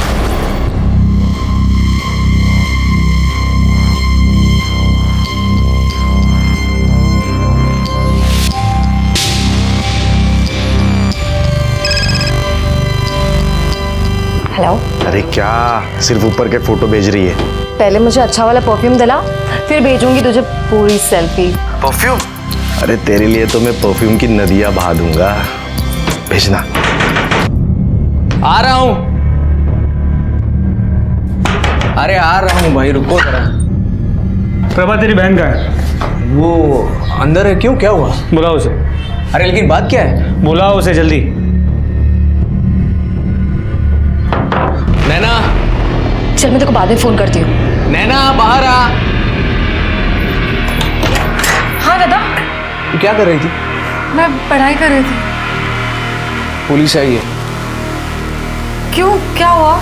चलो, तुम दोनों को साहब ने बुलाया है। अरे लेकिन हम लोगों ने क्या किया है? थाने में पता चलेगा। कर दे मैडम, फुसला देना।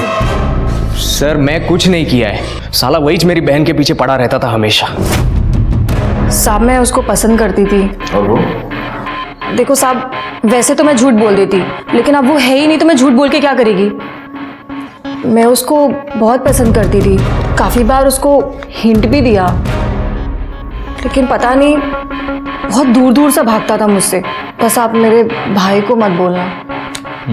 तुम उसको बहुत पसंद करती थी, तुमने उसको हिंट दिया, ये जानते हुए भी कि वो एक लड़की है। लड़की? सब लड़की कैसे हो सकती है वो? अच्छा, अब समझ आया। मेरे जैसे हॉट लड़की कोई मना कैसे कर सकता है? समझाया ना साहब, बहुत बार समझाया उसको। अभी कोई मेरी बहन के साथ बदतमीजी करेगा, उसको छूने की कोशिश करेगा तो मेरा खून तो खोलेगा ही ना। सही है, तेरा खून खोला, तुझे गुस्सा आया और तू उसके साथ मारपीट करने चले गया, और तब तुझे पता चला कि वो लड़का नहीं लड़की है, और फिर तूने उसका रेप किया और उसे मार दिया। ऐसे ही किया था ना? लड़की? वो लड़की ही थी। साहब मेरे को सच में कुछ नहीं पता। साहब मेरे को तो पता ही नहीं था कि वो लड़की है। अगर पहले ही पता होता फिर तो कोई लोचा ही नहीं था ना। हाँ, पहले ही पता होता तो पहले रेप कर देता उसका, है ना? सर क्या बोल रहे हो आप? मैं कसम खा के कहता हूँ मैंने कुछ नहीं किया। अरे उस वक्त तो मैं घर पे था। तो सच बोल रहा है नहीं बोल रहा है उसका पता हम लगाएंगे। बैकवर्ड, इसका डीएनए टेस्ट कराओ, और जब तक ये सच ना बोले इसको फोड़ते रहो। कौन सा कर दिया? साहब मैं सच बोल रहा हूँ, मैं मेरी बहन की कसम। साहब मैंने कुछ नहीं किया। साहब मेरे भाई ने कुछ नहीं किया है, आप उसकी बात सुनो एक बार। साहब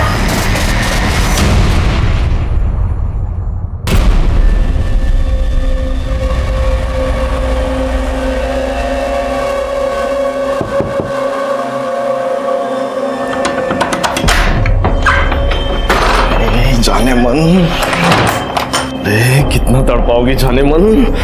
ये जंगली पागल हो गया है, देखो बात करने के लिए बुलाया इधर। अबे पहली बार घर पे बुलाया, वो भी बात करने। सुन मेरी बात, मेरे भाई को पुलिस ने बंद कर दिया है। अच्छा तो अच्छा है ना, अब तो आना जाना लगा रहेगा। ज्यादा खुश मत हो, पहले मेरे भाई की बेल करा, समझा तू? अबे मैं कहां से कराऊंगा? मेरे को क्या पता, अपने बाप को बोल जाके।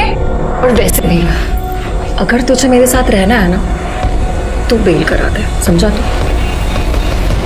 सर जयेश दिलीप और प्रभात के मोबाइल रिकॉर्ड चेक किए। जयेश पहले मलाड वेस्ट में था, जिसके बाद वो घर चला गया और अगले दिन सुबह महाबलेश्वर गया था। दिलीप और प्रभात की मोबाइल लोकेशन उनके घर की है। सर इसके अलावा विकास और राजीव, इनका एड्रेस मिल गया है। तुम इस विकास से पूछताछ करो, तब तक मैं राजीव को देखूं। जी सर, मैं नमन को जानता हूँ, आज ही पता चला मुझे उसके बारे में। बहुत ही अच्छा दोस्त था मेरा। तो तुम्हारे इस बहुत ही अच्छे दोस्त ने तुम्हें कभी ये नहीं बताया कि वो लड़का नहीं लड़की है? क्या? नहीं, कभी नहीं। I mean, मुझे इस बारे में कुछ पता नहीं है। हाँ थोड़ा अजीब था वो। I mean, कभी हमारे साथ ऐसे बैठता नहीं था, कहीं घूमने नहीं आता था, और एक बार तो तमाशा हो गया सर।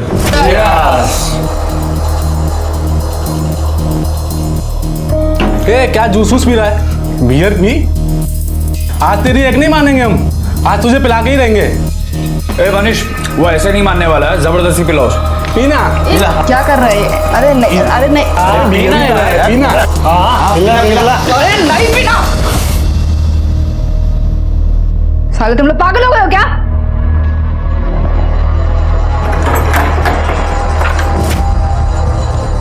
बहुत ही सीधा लड़का था वो सर, इसीलिए मेरी उसके साथ दोस्ती थी।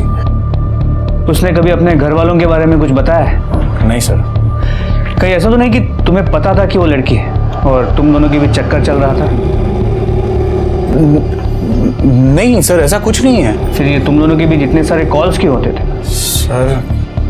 सर मैं शादीशुदा इंसान हूँ, 3 साल हो गए मेरी शादी को। और वैसे भी ये सब चक्कर में मैं नहीं पड़ता हूँ सर। और वैसे भी वो सामने से मुझे कॉल करता था, आई मीन करती थी, क्योंकि उसके साथ बात करने वाला कोई था भी नहीं सर। ठीक है, मान लेते तेरी इस कहानी को, लेकिन अगर इस कहानी में जरा सा भी मिर्च मसाला मिला ना, तुझे बाद में बहुत मिर्च लगेगी, याद रखना। तो खुद भी फंसेगा और मुझे भी फंसाएगा। शिंदे मैडम, आप इसको जानते हैं? साहब, ये तो मेरी बहन नम्रता है, लेकिन इसने बाल कटवा कर लड़कों जैसा हुलिया क्यों बना कर रखा है? अगर ये आपकी बहन है तो ये सवाल मुझे आपको पूछना चाहिए, है ना? पता नहीं सर, उसने हमारे घर चोरी की थी, मैंने उसे थप्पड़ मार दी। सब गलत करेगी तो रोकूंगी ही ना, और वो घर छोड़कर भाग गई। लेकिन आपके पति तो उससे रेगुलरली टच में थे, उसको फोन किया करते थे। सर, वो उसे घर वापस बुलाने के लिए। सर, वो तो हम दोनों चाहते थे कि वो घर लौटे, और सर कितनी बार तो हमने उसे मिन्नतें भी की, लेकिन वो मानी नहीं सर। क्या बात है सर, उसने फिर से कुछ गलत किया है क्या? देखिए, हमें एक लड़की की डेड बॉडी मिली है, उसका रेप करके उसे जलाकर मार दिया गया है। उसको जो लोग जानते थे उनका ये कहना है कि वो नमन यानी आपकी बहन नम्रता ही है, लेकिन फिर भी कंफर्म करने के लिए आपका उसके साथ डीएनए टेस्ट करवाना होगा। सर, प्रभात का डीएनए नमन की बॉडी पे जो सीमेंट मिला था उस डीएनए से मैच नहीं करता। सर, ये अनिल, चाल मालिक का लड़का, ये प्रभात की बेल करने आया है।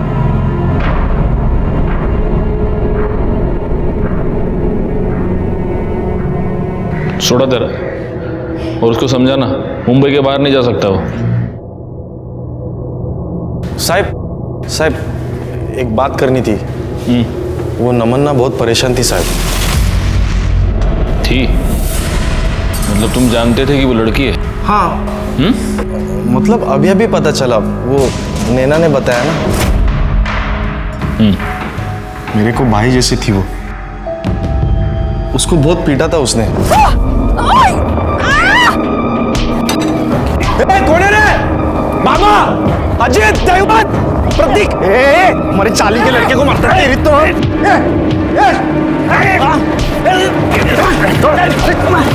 अरे छोड़।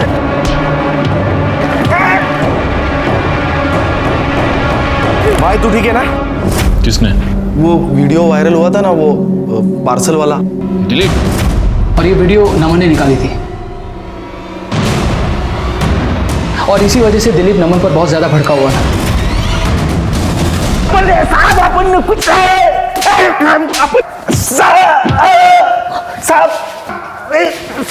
अरे गायकवाड, रुक ना गायकवाड, काय किती मारतो रे तू? हाँ, देखो हालत क्या हो गई उसकी, फुट गया वो बेचारा। कुछ खाया नहीं पिया नहीं सुबह से, भूख लगली नहीं रे? नहीं साहब। हाँ, कर दे, वड़ा पाव लाया तेरे लिए, लेकिन प्रॉब्लम कि मेरी बीवी बोलती है वड़ा पाव हेल्थ के लिए बिल्कुल अच्छा नहीं। तो मैं क्या करता हूँ, मैं तेरे को ना एक अलग कॉम्बिनेशन खिलाता हूँ, मस्त। ये ले, हाँ, इसमें ये खा। नहीं साहब। अरे खा ना। नहीं साहब। देख, प्यार से दे रहा हूँ, खा। साहब माफ कर दो। कर दे, माझा ऐकत नाही हो गया, तुम्हीच बारा गया। मीच चाल घ्या। खाना भूख लगी तेरे को, खा।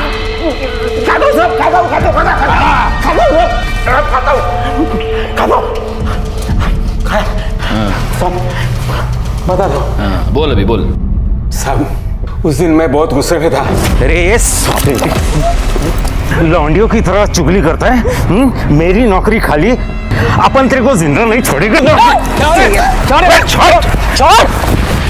दिलीप नमन ने जो कुछ भी किया सही किया है, जाओ यहाँ से। उस दिन मैं उसको मार नहीं सका, इसके लिए चाली में जाके मारा। चाल में जाके उसको मारा और बाद में उसका रेप भी किया। साहब, क्या बात कर रहे हैं साहब आप? साहब, मैं क्या वैसा आदमी नहीं हूं, और आदमी के साथ छी साहब नहीं साहब, ऐसा नहीं करेगा साहब। गायकवाड, इसका डीएनए टेस्ट कराओ, और अगर तेरा डीएनए टेस्ट पॉजिटिव आया ना, तो अगली बार करडे तेरे मुंह में मिर्च नहीं डालेगा। समझा? करड़े क्यों जा रहा? साहब सर, हाँ? उस मूवी के टिकट का पता चल गया। वो किसी दीप्ति शिंदे ने खरीदे थे। दीप्ति शिंदे?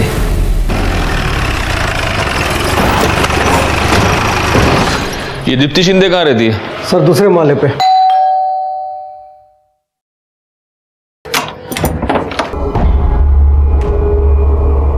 दीप्ति शिंदे? हाँ जी। दीप्ति, 4 मार्च को तुम टोटल गोलमाल फिल्म देखने गई थी? हाँ जी, मैं गई थी। और उसके बाद तुम चारकोप सेक्टर 8 में गई थी? नहीं, मैं वहाँ नहीं गई थी। तुम वहाँ गई थी नमन के साथ? कौन नमन? मैं किसी नमन को नहीं जानती। तो तुमने ये फिल्म की 2 टिकट्स क्यों खरीदी थी? मैं मेरी फ्रेंड सलोनी के साथ गई थी। सलोनी? कहाँ रहती है वो? यही 4th फ्लोर पे रहती है, ऊपर। लेकिन सर वो शाम को 5 बजे आएगी कॉलेज से।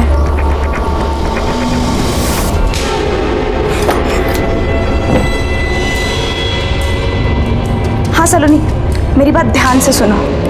पुलिस शायद तुमसे इंक्वायरी करने आएगी, तो तुम कहना कि 4 मार्च को तुम मेरे साथ मूवी देखने आई थी।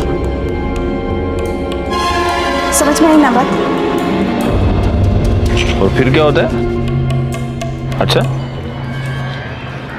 हाँ हाँ, ओके ओके ओके, हाँ समझ गया, मैं समझ गया। चलो रखो फोन अभी शोभा।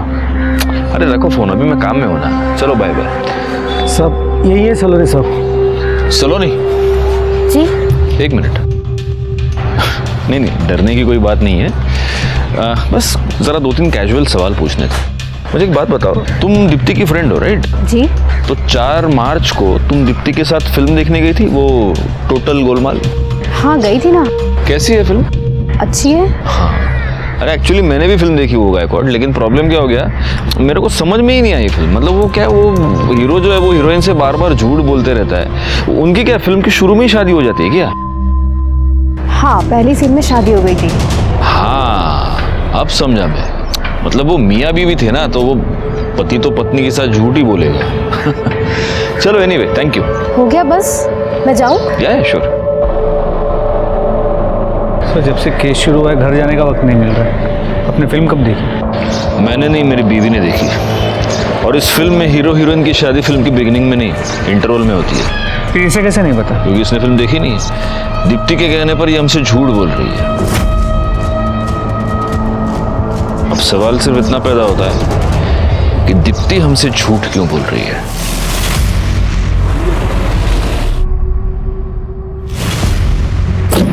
सर अंजू का डीएनए नमन के डीएनए से मैच करता है। मतलब वो बॉडी नमन, आई मीन नम्रता की। और सर दीप्ति और सलोनी के मोबाइल रिकॉर्ड्स और कॉल लोकेशन चेक की। वो दोनों कभी भी उस एरिया में नहीं गए हैं जहां में नमन की बॉडी मिली थी। लेकिन दीप्ति के कॉल रिकॉर्ड से ये पता चला है कि वो एक ऐसे आदमी से रेगुलर टच में थी जो इस केस में इन्वॉल्व है, और वो फिल्म भी उसी के साथ देखने गई थी। कौन? क्या हो गया? तुझे क्या लगा पुलिस से बात छुपा के साफ निकल जाएगा तू? हाँ सर मैंने कुछ भी नहीं किया है सर, मैंने कुछ भी नहीं किया है। तूने कुछ नहीं किया?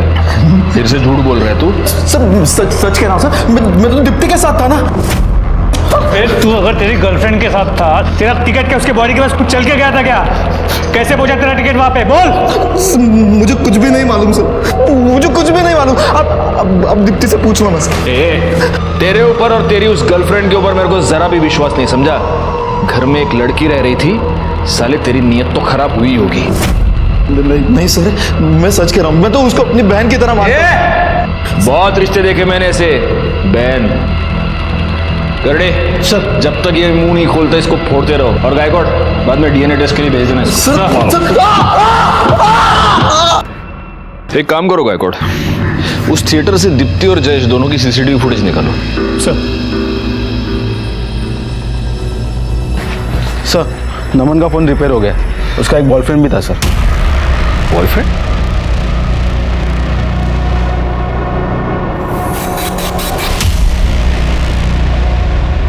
भाई एक बात बता, तू तो ये कह रहा था कि तुझे पता ही नहीं था कि वो लड़की है, तो फिर ये तेरा इतना सारा दोस्ताना कैसे? हाँ, देख मैसेजेस तेरे। मैं तेरे बिना जी नहीं सकता। तेरे बिना रातों को नींद नहीं आती। ये क्या, ये लड़के को भेजता है ऐसे मैसेज उसको? सर एक्चुअली मुझे पता चल गया था कि वो लड़की है। आकाशवाणी हुई थी, ये न्यूज़पेपर में हेडलाइन आई थी सबके, हाँ, नमन लड़की है। सर उसी ने बताया था मुझे।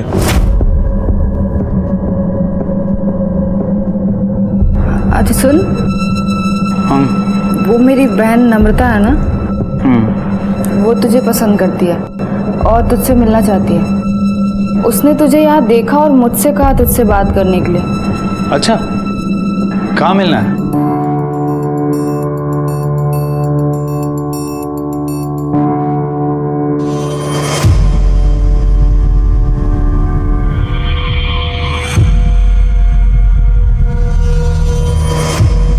ये सब क्या है नमन? तू लड़की बन के क्यों आया है? क्योंकि मैं लड़की ही हूँ। क्या? हाँ, मेरी कुछ मजबूरी है कि लड़का बन के रहती हूँ, और ये बात मैंने किसी को नहीं बताई कि मैं लड़की हूँ, लेकिन तुझसे छुपाने का दिल नहीं करता, तो मुझे अच्छा लगता है।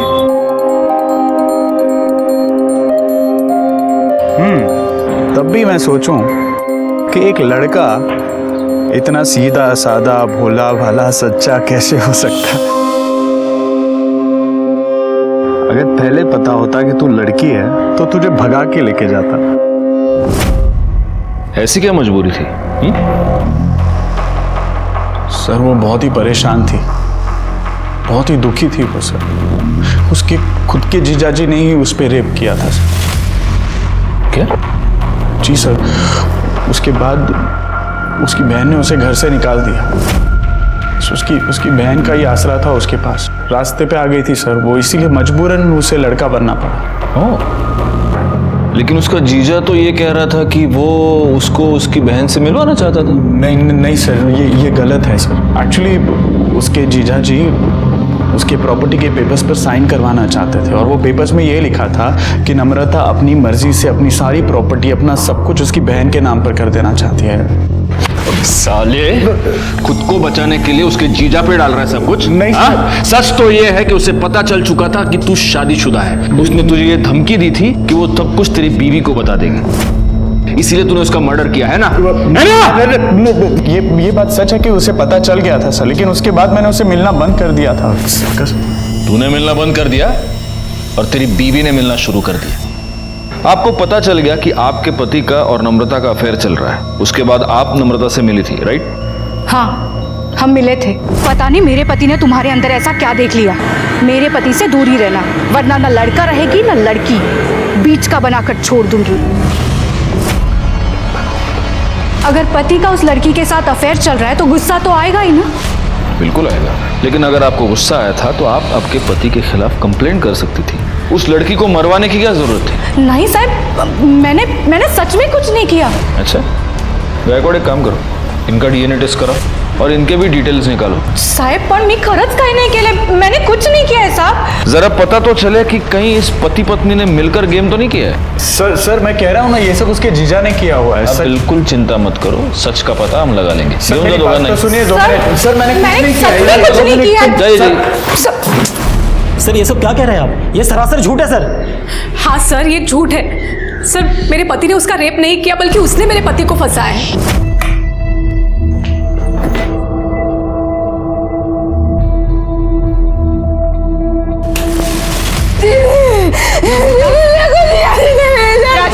क्या है ये सब? अंजू, ये झूठ बोल रही है। ये खुद आई थी मेरे पास, और कोई अगर लड़की मेरे सामने कपड़े उतार कर आएगी तो एक आदमी क्या करेगा अंजू? और आप देखो नौटंकी कर रही है। नम्रता, जबरदस्ती की मेरे साथ। ये सब क्या है? मेरा ही घर मिला था तुझे आग लगाने के लिए, शर्म नहीं आई तुझे? मैंने कुछ नहीं किया दीदी, जबरदस्ती किया मेरे साथ। आज से तेरा मेरा कोई रिश्ता नहीं, निकल जा मेरे घर से। दीदी मैंने कुछ नहीं किया है। आप ही बताइए सर, क्या मुझे उस पर गुस्सा नहीं आएगा? मुझे शर्म आती है उसे अपनी बहन कहते हुए। सच तो ये है कि आपके पति ने ही उस पर रेप किया है। सर ये क्या कह रहे हैं सर आप? ये सरासर झूठ है, मैंने कुछ भी नहीं किया है सर। तुमने एक बार नहीं, तुमने 2 बार उस पर रेप किया है। जब उसने प्रॉपर्टी के पेपर्स पर साइन करने से इनकार कर दिया, तब भी तुमने उसका रेप करके उसे मार डाला। गायकवाड, ले चलो इसे। सर लेकिन मेरी गलती क्या है सर? सर मैंने कुछ भी नहीं किया है सर। और आपको शर्म आनी चाहिए। आपकी बहन को जब आपकी सबसे ज्यादा जरूरत थी तभी आपने उसका साथ छोड़ दिया।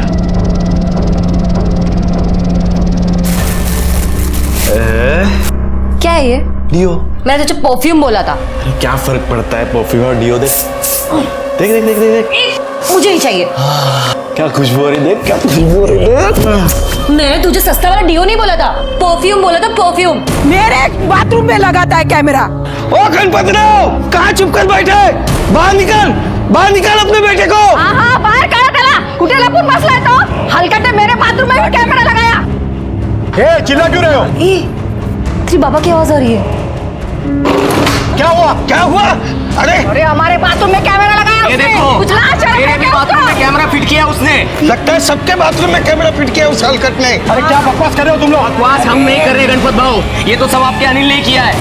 उसके लड़के ही आए थे हमारे बाथरूम रिपेयर करने, तब उसकी कालाकंडी है। मैं तो बोलता हूँ हम सब लोगों को घर में घुसकर मारना चाहिए। क्या किया तूने? सच्ची बता, तूने झोल किया पक्का? कुछ नहीं। सुन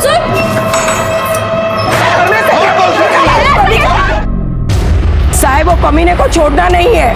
आमच्या पोरी बाळींवर नजर ठेवतो म्हणजे काय? नाहीतर काय, सांप छोड़ना नहीं है उसको। एक मिनट करड़े का सर इनका कहना है कि ये कैमरे किसी ने इनके बाथरूम में फिट किए थे।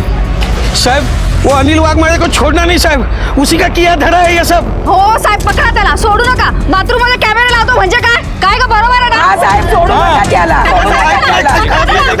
एक मिनट करड़े बाबू,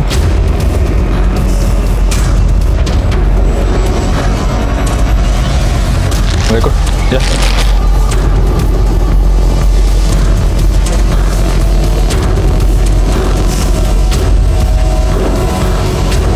गायकवाड़ जरा चेक करो ये केबल किधर जा रही है, देखो जरा।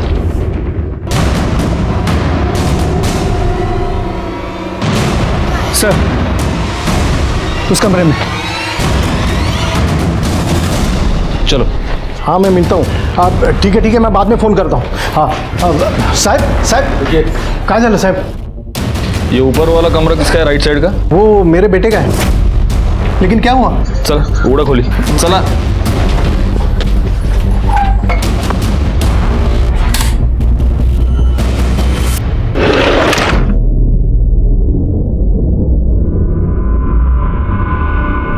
ये अंदर क्या है? ये मेरे बेटे का स्टडी रूम है। अब यहाँ पे पढ़ाई करता है वो। Study room? आपने देखा है उसे पढ़ाई करते हुए कभी? नहीं मतलब ज़्यादातर वो ऊपर रहता है और मैं नीचे रहता हूँ।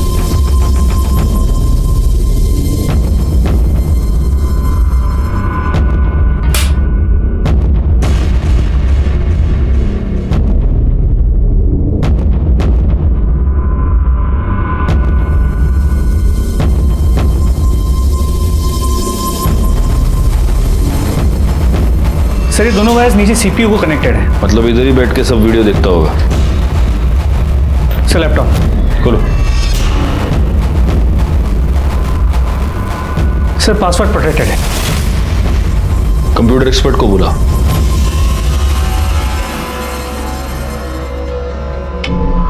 सर ये प्राइवेट फोल्डर है, इसके अंदर बहुत सारी हिडन फाइल्स एंड वीडियोस है। देख खोल के।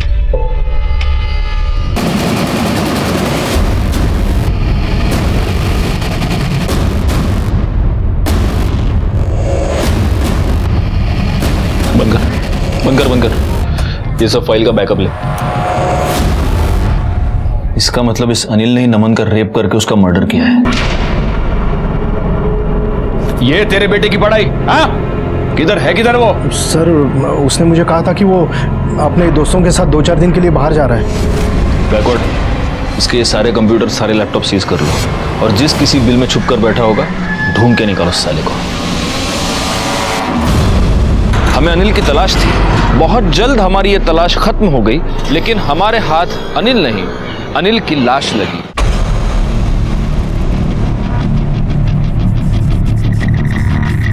अनिल वाघमारे? और वो जो बाइक वहां पे खड़ी है वो भी शायद इसी की है। सर ये खून लगा हुआ पत्थर मिला है। लगता है वार इसी से किया गया। एक बात मेरी समझ में नहीं आ रही है, अगर इसका आइडेंटिफिकेशन कार्ड भी यहीं पर है, अगर ये बाइक भी इसकी है, तो फिर पत्थर से मारने के बाद इसका चेहरा इस तरह से जलाया क्यों गया है?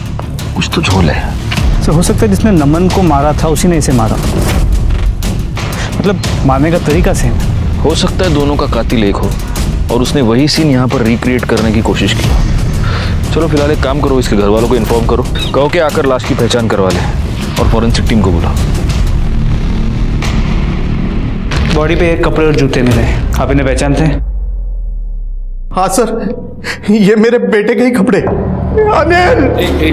एक मिनट, आप 100% श्योर? हाँ सर, ये कपड़े मेरे बेटे के ही है, ये मेरा बेटा ही है अनिल। ठीक है, करड़े बाहर घेऊन जाना, जाइए आप। सर बॉडी का डीएनए इस गणपत के डीएनए से मैच करके देखते हैं, डाउट क्लियर हो जाएगा। क्योंकि अगर ये अनिल नहीं हुआ तो जो असली अनिल है वो अलर्ट हो जाएगा। फिलहाल एक काम करो, इस पर नजर रखो और इसके सारे डिटेल्स निकालो। सर अनिल की बॉडी की पोस्टमार्टम रिपोर्ट, मौत की वजह उसके सर पे पत्थर से किया गया वार है और मौत का वक्त दोपहर 2 और 4 के बीच। नहीं गायकवाड़, पहले एक काम करो, इस लाश का डीएनए नमन के बॉडी पे हमें जो सीमेंट मिला है उसके डीएनए से मैच करके देखो। अगर वो मैच होता है तो ही हम ये कंफर्म कह सकते हैं कि ये लाश अनिल की ही है, और अगर डीएनए मैच नहीं होता तो कोई हमारे साथ गेम खेल रहा है। सर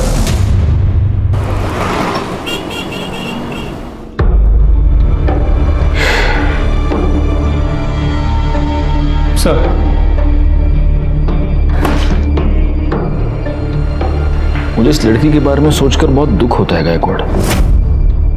और सिर्फ यही लड़की नहीं, हमारे समाज में आजकल ऐसी बहुत सारी लड़कियां हैं जो ऐसी मजबूरियों का शिकार हो रही हैं।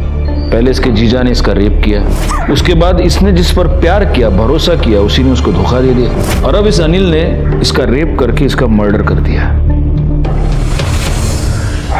एनीवे, कुछ पता चला? जी सर, उस बॉडी का डीएनए नम्रता की बॉडी पे जो सीमेंट मिला था उसके डीएनए से मैच नहीं करता, मतलब वो बॉडी अनिल की नहीं। और सर वो चाली का मालिक जो है गणपत, उसे चारकोप सेक्टर 1 के एक नंबर से कई बार फोन आ रहे हैं। इस गणपत ने एक बैंक अकाउंट में 1 लाख रुपए ट्रांसफर भी किए हैं, और जिस अकाउंट में ट्रांसफर किए हैं वो आदमी भी उसी एरिया में रहता है। कौन है? सर किसी राहुल का है।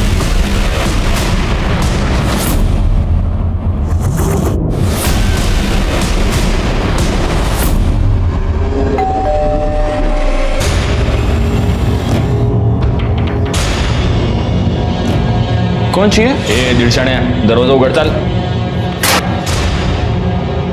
पूरे घर की ठीक से तलाशी लो।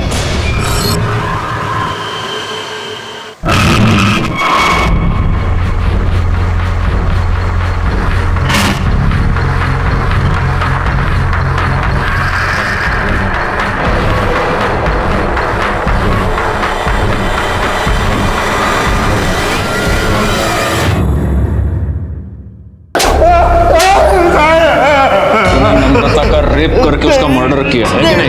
नहीं सर, मैंने कुछ नहीं किया सर। कुछ नहीं किया? तेरे रेप की वीडियो मिली है हमें। सब मैंने रेप किया उसका। आजा भाई आजा, किचन भी है वहां पे, कोई टेंशन है ही नहीं।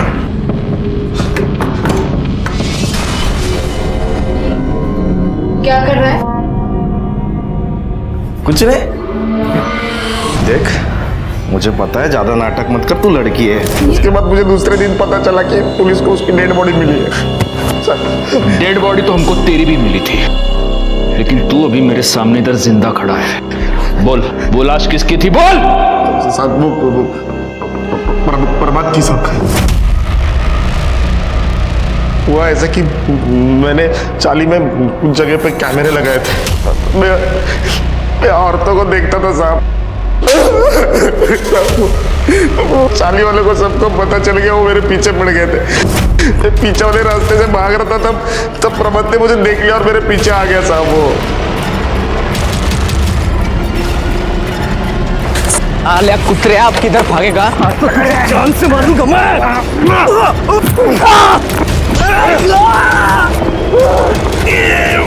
मेरे कपड़े उसको पहना है ताकि लोगों को ऐसा लगे कि मैं मर गया, फिर मैंने उसका चेहरा जलाया। और जैसे तूने प्रभात को मारा वैसे तूने नम्रता का भी मर्डर कर दिया है ना? नहीं साहब, मैंने नहीं मारा तो ऐसे नहीं बोलेगा गायकवाड़।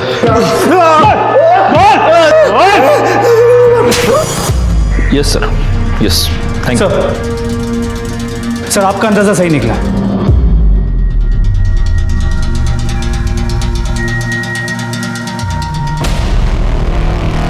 हमने तेरी गाड़ी का फोरेंसिक किया और उसमें हमें नम्रता के ब्लड के ट्रेसेस मिले। उसकी बॉडी तेरी ही गाड़ी में डंप हुई थी, है ना?